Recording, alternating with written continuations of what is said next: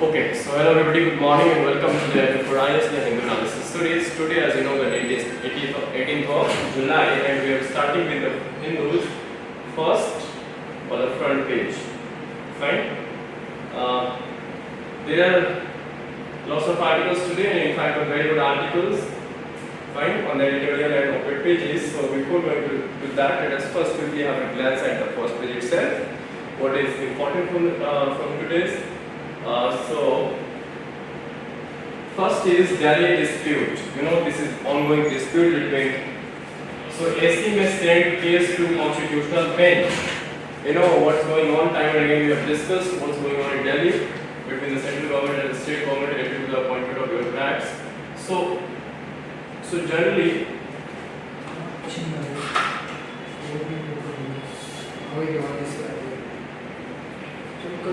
Okay. So, contest over Delhi, what is constitutional bench? So, constitutional bench is where there will be minimum of 5 judges, remember. So, whenever you have minimum of 5 judges or more than that, 5, 7, 9, something like that, so minimum of 5, we call it constitutional bench. So, this case has become, constitutional, this case leads to the questions revolving around constitution itself, constitutional questions. So that's why CJI preferred to, thinking we are inclined to refer this case to a constitutional bench. This is what CJI eventually chose, heading a 3-judge bench also. So 3-judge bench already heading means next bench would be of course more than 3. So of course it will be a 5-judge bench, and that is why it is called as constitutional bench. So remember, in constitutional bench we have minimum of 5 judges. So contest over Delhi, key points the Delhi government and the center raised in the Supreme Court. So in the Supreme Court, center was, Solicitor General actually laid this argument from the side of center. So the Delhi says that the ordinance has amended the constitution through the ordinance route. The Delhi government's power over state public services under entry 41 in the state is taken away. So this is what being claimed by Delhi government through its, of course, lawyers, that through this ordinance the central government has taken away the entry 41 of the state list. Under 7 schedule we have 3 lists: central, union, state and concurrent. Okay, so under this state list, entry number 41, which relates to the a state's power over state public services. So this has been taken away. This is what claimed by the Delhi government. Apart from that, the permanent National Capital Civil Service Authority renders the chief minister a minority voice in the governance of Delhi. So of course, the central government came up with the new, this National Capital Service Civil Service Authority, under which there will be 3 persons. One is the chief minister, the other would be chief secretary and principal home secretary. So of course the majority lies with the secretaries or the bureaucrats. So this is what being claimed by Delhi government, that this 3-member panel actually renders itself the chief ministry in minority, because he would be alone in the from the government side, of course. So the ordinance, what center says, so counter argument by the center that the ordinance will be tabled in parliament during the monsoon session, fine, and court should wait. This is what said by Solicitor General of India. Parliament has overriding powers to make laws even on subject regarding which the Legislative Assembly of Delhi would be competent to enact laws. This is another argument, and this is a valid argument in fact, that Parliament has overriding powers to make a law on subject which actually falls under the state domain. Fine, here of course, Legislative Assembly of Delhi. After that, post the May 11 Supreme Court verdict, the Chief Minister and his ministers went on rampage, started a witch hunt against officers necessitating the ordinance. So this is again, claimed by or labeled by the central government, that after May 11 judgment, where Supreme Court, ruled actually in favor of Delhi government itself. So from that day onwards, actually the Chief Minister and the ministers of Delhi government went on rampage and started a witch hunt against the officers or the bureaucrats, and therefore this witch hunt or rampage actually necessitated what? Ordinance. So in nutshell, you can say the central government was rather forced to come up with such kind of ordinance in order to safeguard the officers. Fine. So this is what the armament and counter armament respectively by the two sides, Center and Delhi, has been in the Supreme Court yesterday, and now the Supreme Court is willing to of course send this case to the Constitution bench. Fine. So further, whatever will be the development will be keeping track of that. For the time being, this much is sufficient. Okay. Okay. Next is this data is very important. Niti Aayog report says 13.5 crore people lifted out of multidimensional poverty. Okay, multidimensionally poor. So poverty score, you see, the chart shows the top 5 states with the highest share of population with multidimensional poverty according to the latest Niti Aayog report. Okay, so NFHS 5 data we have 2019-21 and NFHS 4 data we have 2015-16. So the comparison between the two.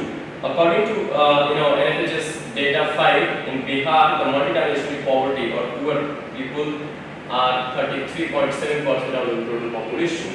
But according to NFHS 4, it was 51.8%. Means you see improvement, of course, positive, positively somewhere you see positive improvement growth.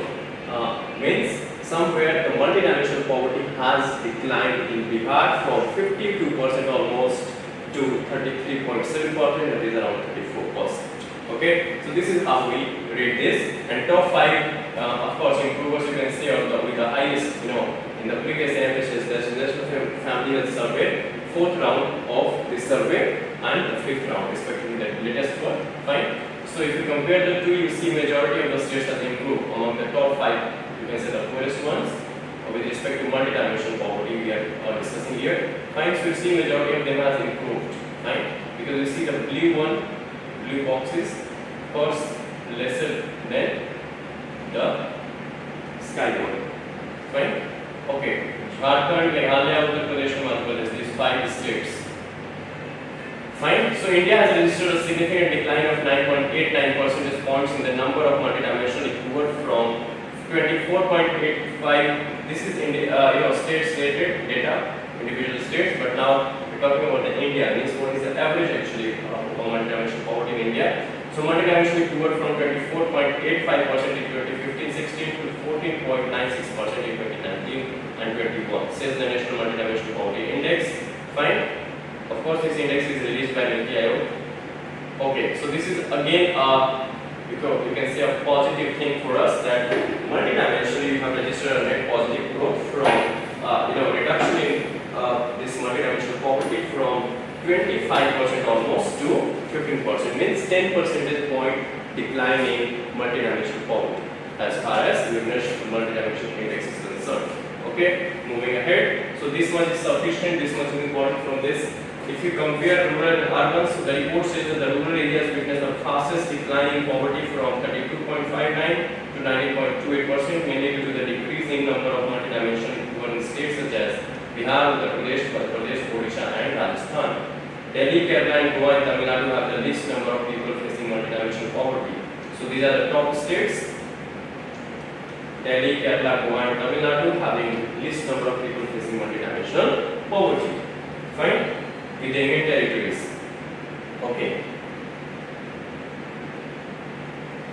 As far as urban area is concerned, during the same period saw a decrease from 8.65% to 5.267%. So in urban poverty, multidimensional poverty is 5.27% at present, while rural is 90.28%. But average Indian multidimensional poverty is somewhere in the range of 15%, 14.96% precisely.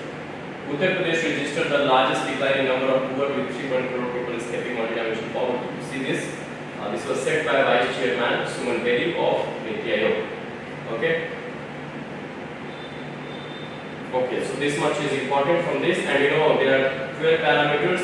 Remember, one of the basic difference in the National Multidimensional Poverty Index of UNDP, United Nations Development Program, and of Niti Aayog is that we have 2 additional indicators. So we have total of 12 parameters of health, education and standard of living are examined in this report. Find 12 parameters, while UNDP has 10 parameters in its multidimensional index, on which actually this Niti Aayog's index is based. Fine. So this is a minor, basic difference between the two Just keep in mind this much is important from this page. And now this would be your local Delhi related news. So we are skipping those from Delhi. Please do read. This is a bureaucrat, you need to be aware of what's going on around you, even though this might not be important. Then you have this politics and political pages, so of course we will be skipping them. Okay, let us move to the next most important page, and that is editorial one. And here the most important article from this page is of course this one, and that is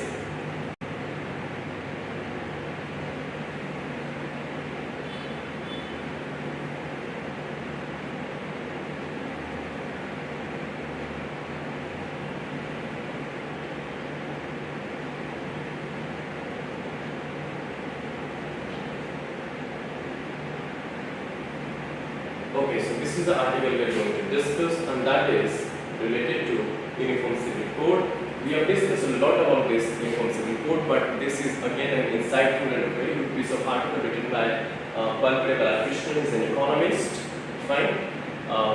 So a common civil code is spelling equality for every Indian. So we need to have a common civil code, that is Uniform Civil Code. We are talking about spelling equality. So the basis would be the foundation of this Uniform Civil Code should be equality for every Indian, transcending caste, creed, gender, religion, everything. Okay. So you know that the 22nd Law Commission has called for responses to a proposal for Uniform Civil Code in India. Basically, this Law Commission has proposed a discussion in the public domain related to this Uniform Civil Code, and government is even in mood to maybe there is high probability that the government might introduce a bill related to the Uniform Civil Code in the upcoming session, monsoon session. So this has set up a debate which has often been acrimonious. Acrimonious is something stinging or bitter in the speech, you can say, or in case, of course. So he is saying that this is a set up a debate which has often been acrimonious, but the debate itself is much needed as Indians have never been consulted on the personal laws they are governed by. So this is very, very important line. You see, he is saying that such kind of debates are very much required because the personal laws, be it Hindu personal law, be it Muslim personal law, be it Christian personal law, whatever personal laws are there, actually the personal laws which are governing the citizens or the people, they have never been consulted, Okay, so this is the issue with such personal laws. They have never been consulted on the personal laws they are actually governed by. See. So these laws were instituted by the British colonial government by giving a cursory hearing to the clergy, religious scholars in Islam, of course, in the case of religions without one. So first he is saying that these laws were actually instituted by the British or the colonial government, the then British government, by giving a cursory hearing. Cursory is quick or short hearing, you can say, to the clergy, the religious scholars. Praise. The result was a religion-based set of personal laws for Hindus, Muslims, and Christians. So what resulted, because when you are giving hearing to the clergy, so of course the chances is more that whatever laws coming out of that hearing and all, so of course this would be a religion dominated. Whether the colonizers did this out of a deep concern for the sentiments of the natives, that is Indian people, or it was intended as another instrument in a strategy of divide and rule in order to hold India is irrelevant, but we should note the provenance of India's personal laws. Provenance is the origin, actually the history or the origin of such laws. So he is saying that whether Britishers did this out of sentiment for the native population of the Indian public, or this was another gimmick in their policy of divide and rule. Fine, so of course we can take out from here that of course this was not based on sentiment, otherwise things would have been different. Of course this was again policy of somewhere, divide and rule on the basis of religion. So laws that were boxed. Personal laws in India are boxed according to the religion or social origins of the citizens. However, it does not take much to see a fearful symmetry between them.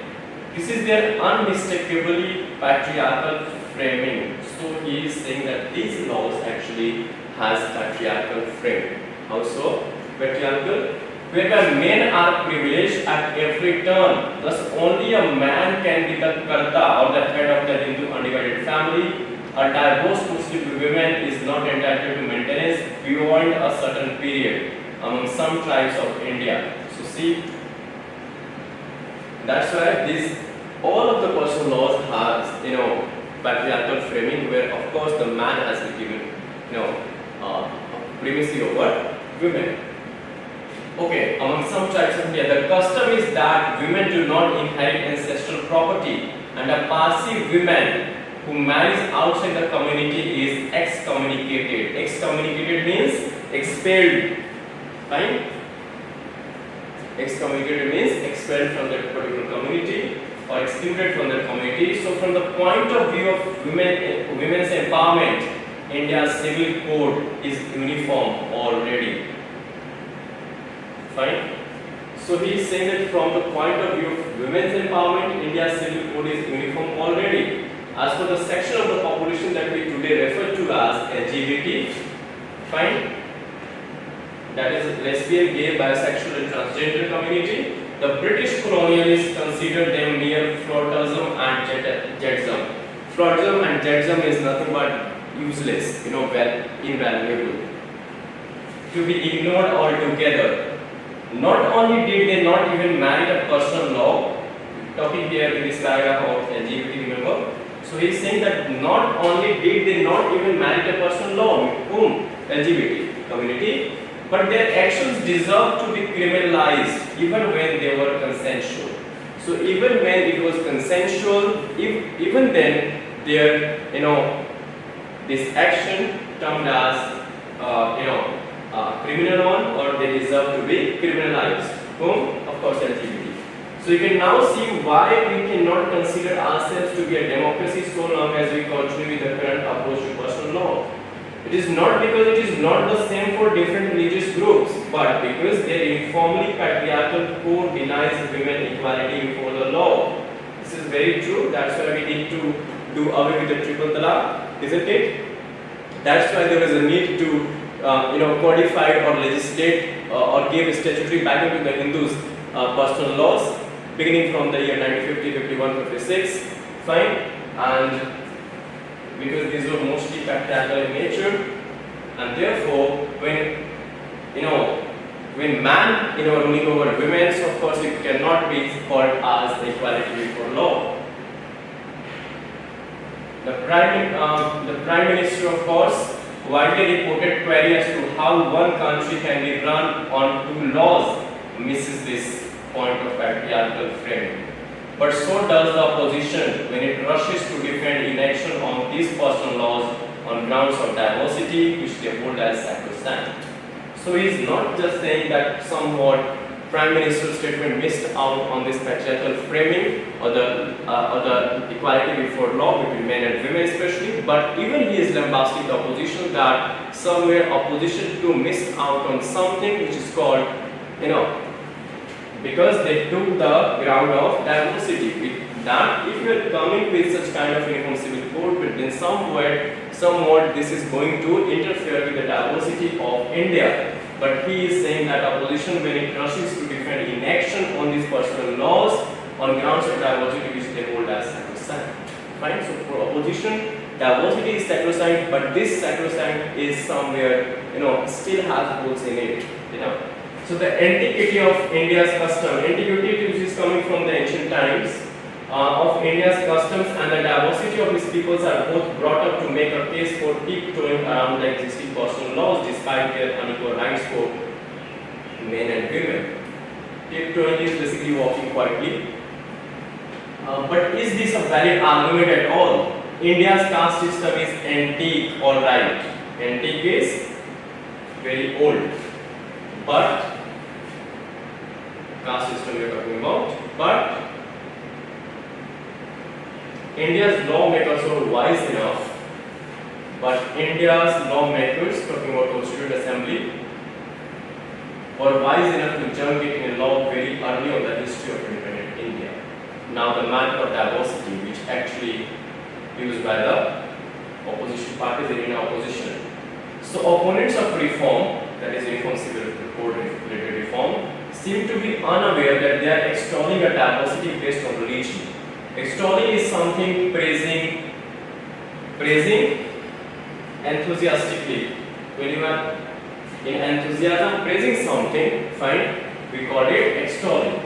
So position basically on the opponent seems of this reform Uniform Civil Code somewhat seems to be unaware that they are installing or praising enthusiastically something called diversity based on religion actually. Here it is what we call in political scientist Pratap Bhanu Mehta's reminder that India was not conceived of as a federation of religions, but the federation of the states, not even federation of states, rather the union of the state. Bharat, that is the union of states. Similarly, during the deliberations of the Constituent Assembly, Dr. Ambedkar is said to have expressed surprise that religion was being given. So even Dr. Ambedkar was quite surprised that religion was being given as much importance when choosing India's political arrangements. These observations have a bearing on what is being debated today, whether India's civil code accords with the dictates of all religion is irrelevant.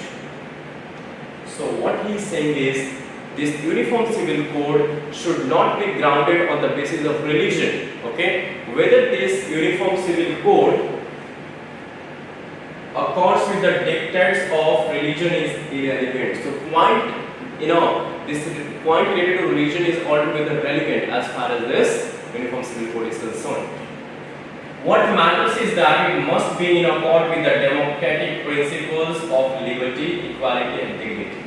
So what matters more than religion here is the democratic principles of liberty, equality and dignity. It is entirely possible to draft a civil code that preserves these ideals without any reference to religious practices. This would have the merit of being secular, in keeping with the defining character of India's constitution.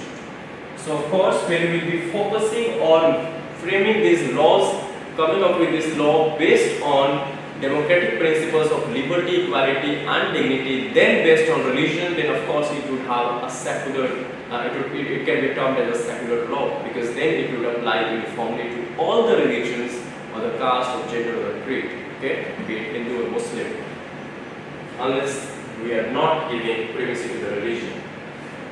Now, self-appointed heads of religious groups have resisted calls for common civil code by resorting to the argument that it infringes upon religious freedom. Of course, they will be, because they are preserving or sitting on something which is actually not meant to be. Fine? So this such law can shake their, of course, authority as well. So they fail to see that religious freedom means the freedom to adopt the faith of one's choice. In the domain of expression of faith, such as public worship, Indian courts have declared that it should conform to the constitutional principles and not to the religious principles. So he is clearly saying that freedom of religion means the freedom to adopt the faith of one's choice. Fine, it should not be a forced one. Okay, and even the Indian courts time and again have declared that it should conform to the constitutional principles and not per se the religious principles. In what may be considered one of the most significant social changes in India, restriction of temple entry to Avarna. Avarna is basically the lower caste people, fine, for example STs and all. So restriction of temple entry to Avarna was discontinued almost a century ago. Much later, the Supreme Court of India, Crown Court, if you read in history, study history, you might come across this Crown Court, where the temple entry, where even this Mahatma Gandhi was involved in such kind of temple entry movement, where actually the Maharani of Crown Court granted actually the entry to temple to the Avarnas, these are lower caste people, century. Much later, the Supreme Court of India struck down the practice of restricting women's entry to the Sabrimala temple. Sabrimala temple is in Kerala. These milestones point to an understanding of the right to religion as being confined to choice of one's faith and not to extra-constitutional expression of it, such as the regulation of women's autonomy by men. So he is saying that these all milestones point to one single understanding, and that is such kind of, right to religion being confined to choice of one's faith and not gives the right to govern, not give rights to men to govern over women. Okay, this takes us to the question of the efficacy of legislation in advancing rights. For instance, when it comes to temple entry, we find instances of Dalits being denied entry even today. There are also recorded cases of bigamy among Hindus. Bigamy means when you are married two people at the same time. No, having, let us say, two spouses.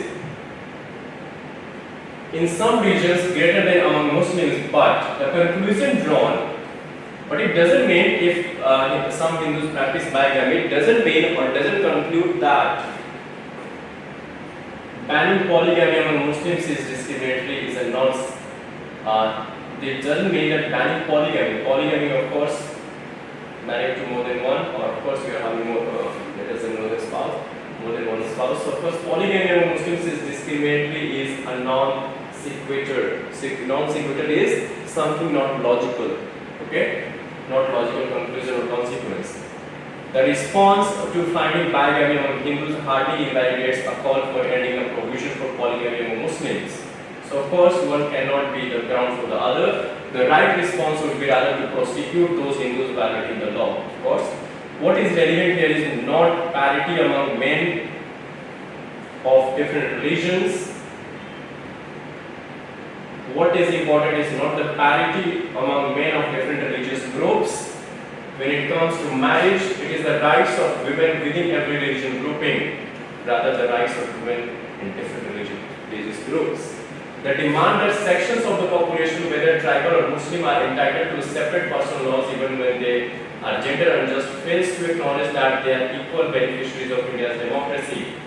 Of course, whether you are tribal, belong to a tribal group, whether you are Muslim, whether you are Hindu, so of course all of them entitled to a separate personal law even when they are even when these are gender unjust. Okay, but the people who are advocating this fails to actually acknowledge that they are equal beneficiaries of India's democratic principles and democracy.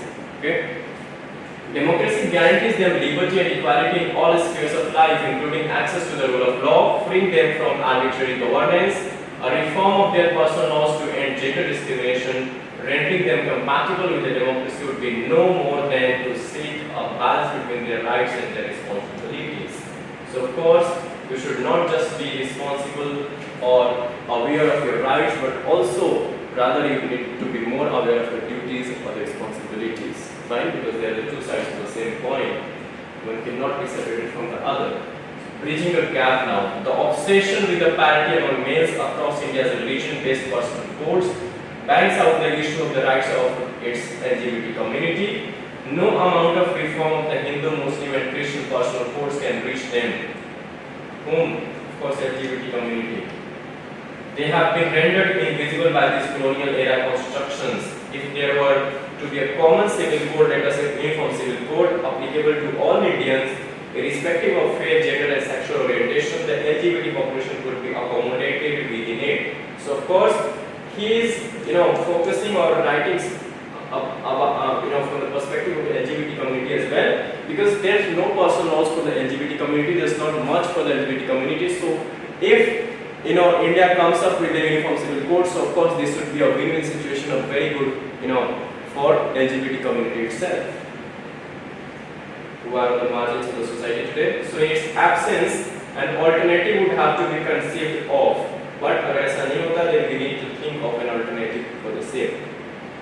Given the recognition implicitly granted to them with the reading down of the section 377 of the Indian Penal Code in 2018, so of course Supreme Court has already struck down this section 377 of the Indian Penal Code 2018 in 2018 itself, and a highly visible hearing of the petition to Supreme Court to allow same-sex marriages, which concluded only recently the question of personal law for this group can no longer be postponed. So I hope all of you are aware, because we have discussed time and again. There was this argument in Supreme Court going on, of course, a few months back that, and now it has been, of course, it should be left to the Parliament to come up with the laws related to the, of course, same-sex marriages. So the Supreme Court has recently concluded in the hearing related to the same-sex marriages that the question of personal law for this group, that is LGBT, can no longer be postponed. So the government needs to come up with. So of course this again gives some what indicated that even Supreme Court wants uniform civil code should be there in India, isn't it? So to be credible, the current debate on personal law must include the LGBT. For the questions of civil partnerships, inheritance and adoptions are as relevant to them as to other Indians. Mundane acts such as opening a bank account or purchasing life insurance would make one aware of this. Complacently confining the discussion of the India's personal laws within an Hindu-Muslim binary leaves unrecognized the potential to empower a wide section of the population through their drastic overhaul. So, of course, this discussion related to the personal laws, of course, related to Hindu-Muslim in the terms of Hindu-Muslim binary, of course, leaves out one important, community, society, of course, that is LGBT. So the combination of uniformly gender unjust personal laws and a disempowered LGBT population points to the advantage of having a universal civil code. So therefore, we need to have a universal civil code which encompasses all Indians. On Independence Day in 1947, the then Prime Minister had in a message to the nation stated that the task before India was to create social, economic and political institutions which will ensure justice and fullness of life to every man and woman. So we should not forget what our first Prime Minister said at the time of independence. No social cleavages has been imagined in this vision. A universal civil code would be a step in the direction. A step in the direction to ensure that we have what? That India will be able to create social, economic and political institutions which will actually ensure justice and fullness of life to every man and woman, transcending caste, creed, gender, religion. Okay? So this is a very, very good piece of article. Please do read, revise the same, fine, and very, very important from the society perspective as well. Somewhere you can relate the same, especially related to the LGBT community. And of course, there is much more in this related to your uniform civil code as well. Fine.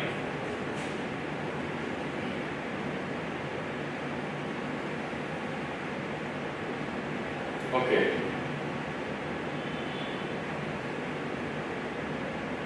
Then we have this article, a bill that fences in the right to information, and that is related to the recently approved.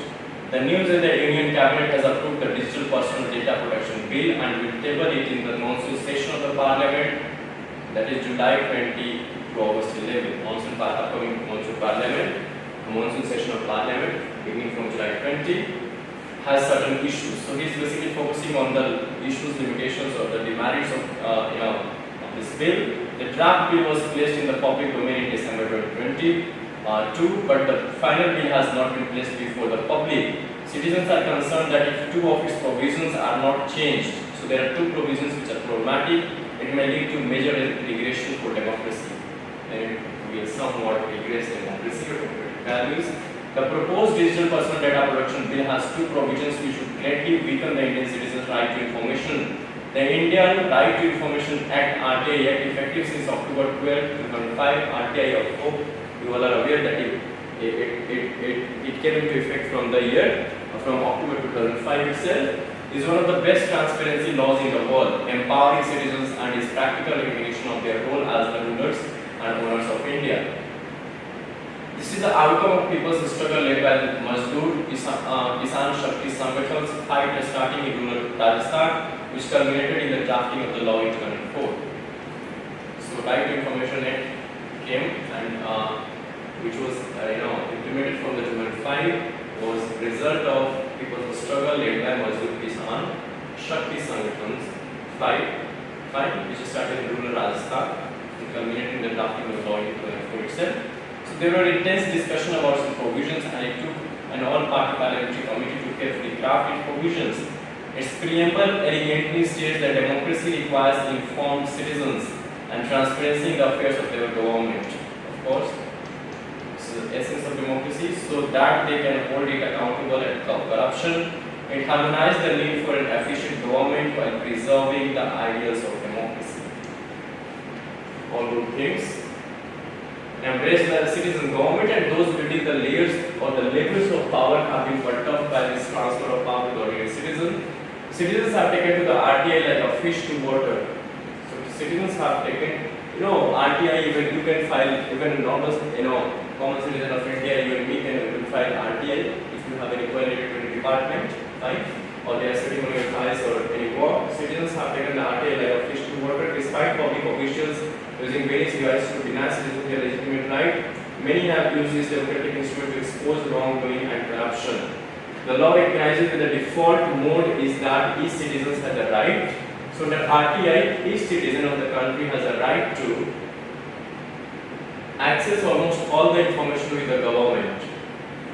10 categories of information have been exempted from the disclosure to prevent harm to certain interests and to ensure smooth working of the government. These are outlined in section 8 clause 1 with the 10 subsections from A to J. The most widely misused exemption in section is section 8 clause 1 subclause J, which exempts personal information which is not part of public activity or which is an invasion on the privacy of the individual. So this is the most misused exemption according to the author. He is a former Central Information Commissioner, remember, he is a former Central Information Commissioner, not Chief Information Commissioner. We have 10 of the Information Commissioners, so he is one amongst them. He was one amongst them. It has proviso which is an AC test to help anyone claiming exemption, which states, provided that the information which cannot be denied to the Parliament or state legislature shall not be denied to any person. So, जो information आप Parliament या legislature को under this section deny नहीं कर सकते, the same set of information cannot be denied even to the citizens, to the person, because of course Parliament is nothing, or the MPs or MLAs are nothing but they are the representative of the common citizens. So actually the power should lie, or power is in the hands of common people, isn't it? Okay. Thus the law states that the personal information will be exempt if it is not related to public activity or the interest or would cause unwarranted invasion of the privacy of an individual. To help an officer, an information commissioner or the judge to arrive at the right decision, the special provision was provided as an acid test. Whoever claimed that a disclosure was exempt under section 8 clause 1 subclause J should make a statement that he would not give this information to Parliament. So whatever information you as a common citizen is getting, it was meant that the same cannot be disclosed to the Parliament. The basis of refusals. Many refusals of information did not adhere to the law but refused information with a blank statement that since it was personal information, they would not give it. So if there is some personal information, of course, will not be given, but somewhere he is talking in, not in a formative, positive sense. So this was illegal but has been widely used to cover arbitrary, corrupt or illegal acts of government officials. Some examples are Department of Personnel and Training refusing total number of annual performance appraisal reports of IS officers pending presently for over 1 year, 2 years, 3 years and 4 years by claiming exemption under section 8(1)J. So somewhere this is one of the example where DOPD, Department of Personnel and Training, refusing to provide the information related to the total number of APR, that is annual performance appraisal reports of IS officers which have been pending, presently for over 1 to even 4 years by claiming exemption under section 8 clause 1 subclause J. Request for details of member of the Legislative Assembly funds being denied, saying it was personal. Even information related to the member of the Legislative Assembly funds was denied, terming it to be a personal information. Details of the beneficiaries of the Prime Minister's fund, bogus caste certificates, education certificates, post employees, gross arbitrariness and corruption in selection for jobs, and non-conformance to the rules and laws, disproportionate assets compared to paid income, verification of affidavits of elected representatives, unfair assessment of students and job seekers in government, disregard of corruption charges against officials that have been proven, file, notings and minutes of meetings. So all these things to be somewhat, refused, the information which were not actually supplied under this clause. Fine. What is in store? So however, many honest officers and commissioners often gave information if it was not covered by the exemption. Unfortunately, the proposed data protection bill plans to amend RTI Act section 8 clause 1 subclause J. Fine, so this is the first problem. Two problems here in the introductory paragraph. The first is related to, of course, this amendment. This data protection bill is going to, or plans to amend RTI section 8 clause 1 subclause J to read as exempting information under clause J which relates to the personal information. If this amendment is made, all information which can be related to person could be legally denied. Most information could be shown as being related to a person, and hence the law would become a right to deny for public information officers. Okay, so this law from being right to information would become right to deny for public information officers who do not wish to give out information. Incidentally, this proposal is a tacit admission that any current denial of information on the grounds of it being a personal information only is illegal. Okay. So, incidentally, this proposal is a tacit admission even that any current denial of information on the grounds of it being personal information only is illegal as well. Whenever a PIO, that is this public information officers or officer, want to deny information, he will be able to link it to some person. The proposed bill defines the term person very widely to include individuals, companies, and the state. Most information except budgets would be linked to one of these. Thus, the RTI would become a right to deny information, rendering it an ineffective tool from being right to information. In 18 years, no harm has come to any national or personal interest because of RTI. Therefore, the proposed amendment would lead to a major regression for democracy. So, in the past 18 years, since its enactment or of course implementation, there is no harm which has come to any national or personal interest because of the RTI right to information. Therefore, it is saying that the proposed amendment to the Digital Data Protection Bill, which is going to amend this section 182 clause 1 subclause J, which gives around 10 exemptions, and one of them is related to person was of course. Therefore, the proposed amendment will lead to major regression for democracy as well, personal information. Okay. So this is again a good piece of article. Okay, moving to the next. Another piece of article which is important and translated to the dispute settlement that have no parallel. That is related to WTO, of course. Dispute settlement body, dispute settlement that have no parallel. So what happens when our Prime Minister was on a visit to US? One of the significant outcomes of the Prime Minister official visit to US was the decision of the two countries to end 6 long-standing trade disputes at the World Trade Organization. So of course you know that whenever such kind of disputes arises, the countries actually proposes to approaches the WTO dispute settlement bodies, fine. And after this, the WTO appellate body has been redundant since 2019 during the Trump time, fine. And disputes filed into the void will not be considered for adoption. In view of the continuing impasse in the appointment of judges to hear appeals at the appellate body, a meaningful resolution of these disputes was almost out of the sight. Basically, during the Trump presidency, US was in no mood to appoint the judges to this dispute settlement body. That's why this body was somewhat made, ineffective. 3 cases settled as part of the deal and before the defunct appellate body, while the rest could have potentially been appealed into the void. Fine. In this context, what has been achieved by both sides is without a parallel. Okay. So this is without a parallel because rather than approaching the dispute settlement body, the two countries, US and India, tried to come up with a solution at the bilateral level itself. That's a very good thing to resolve the issues, ongoing issues. The disputes. One of the early cases among the settled disputes involved a challenge of the domestic content requirement under India's national supervision. So this is the first case filed by Supreme Court, US against India in the dispute settlement body of WTO.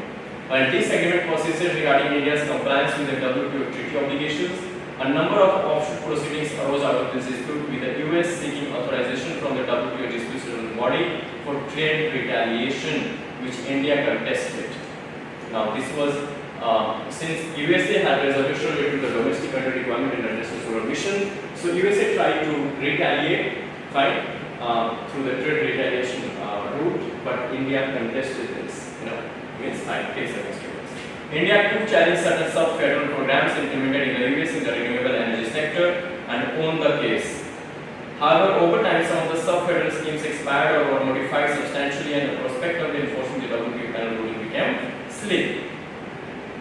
Amending domestic laws to effect compliance with the international treaty obligation is a matter of great political sensitivity, especially in the US. That said, while India's victory in the original WTO proceeding was significant, the US also retrieved certain gains in the subsequent compliance proceedings as well. This dispute was poised to reach the appellate body and could have remained moribund for years, means remained unresolved for years. India can also breathe a sigh of relief from settling the challenges involving some of its foreign trade policy schemes, including the Special Economic Zone and export-related derivative schemes. In particular, certain corporate tax reductions provided under the SEZ scheme face an uncertain future. While India's appeal to the defunct appellate body have kept the dispute dormant, India had voluntarily removed some controversial schemes, including the Marginal Exports from India scheme. India also initiated a comprehensive process to reform its sales law as well, especially economic zone. However, perfect WTO compliance in the short run in the export subsidy proceedings would not have been easy for India.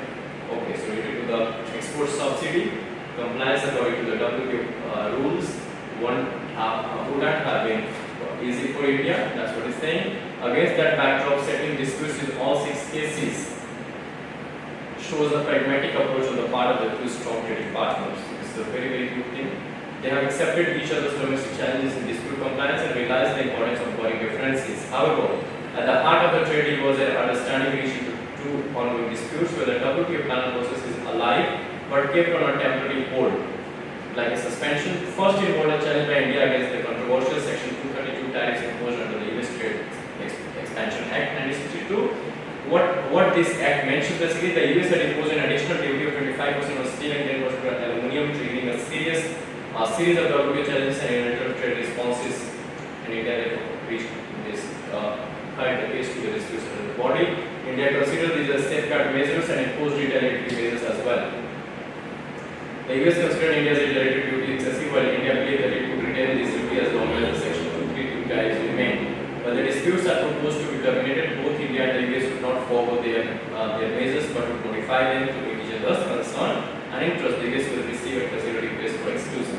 So of course, not entirely they are going to take away their measures, but of course there will be somewhere reducing the same where it will be acceptable for both the parties, both the nations. From Section 232 measures with approval rates of 70% for steel production and 80% for aluminum production from India. When the importers in the US have to file exclusion applications, the committee approval rates provide tangible market. So exclusion application has to be filed by the US importers, then only, of course, India this tariff would be reduced.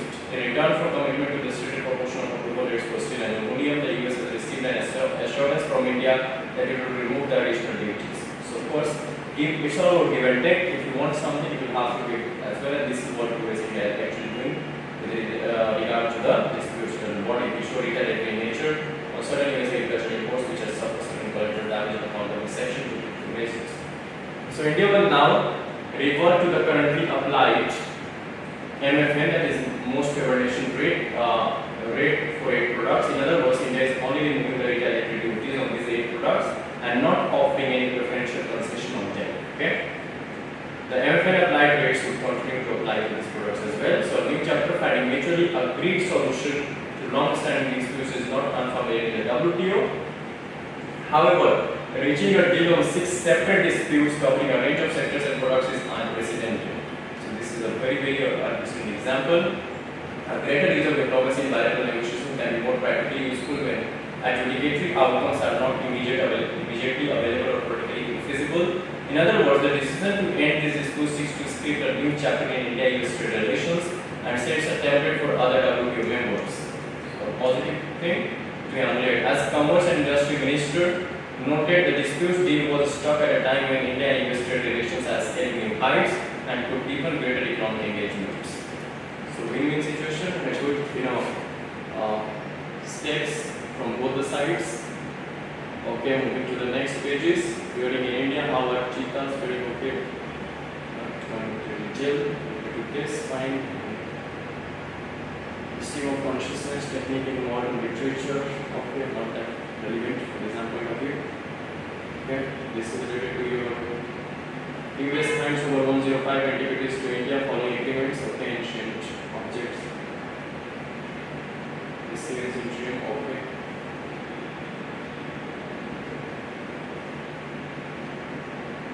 Politics, lots of politics only. Rupee and dirham deal is bilateral and void, UAE. Okay, so India UAE rupee this Indian and UAE rupee dirham deal signed during, of course, our Prime Minister visit to Abu Dhabi to de-dollarize the global economy. Of course, our focus is on internationalization of rupee. So in the direction we signed a deal where we'll be, exchanging rupee with respect vis-a-vis dirham. Okay. Russia exits UN broker deal to export Ukraine grain via Black Sea. So Russia finally निकल चुका है इस UN broker deal से. Okay. RBI retails swap for banks to help expedite rupee trade. Swap is basically standard of yes operating procedure. So rupee trade, of course, the focus is on internationalization of rupees.